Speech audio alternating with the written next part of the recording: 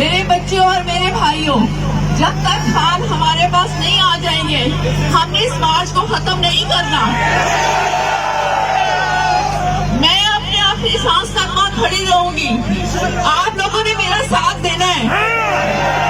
जो नहीं देगा तब भी मैं खड़ी रहूंगी, क्योंकि ये सिर्फ मेरे मीरे की बात नहीं है, ये इस मुल्क और इस मुल्क के लीडर की बात है।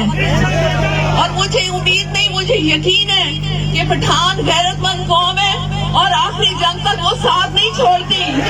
इंशाअल्लाह। अल्लाहू अकबर, सल्लल्लाहु अलैहि वसल्लम।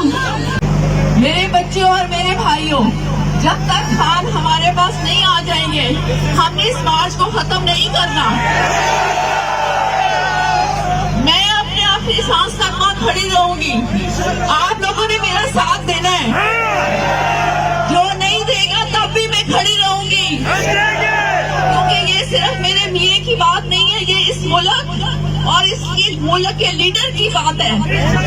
और मुझे उम्मीद नहीं, मुझे यकीन है कि पठान गैरतमंद कौम है और आखिरी जंग तक वो साथ नहीं छोड़ती। इंशाअल्लाह। अल्लाहू अकबर।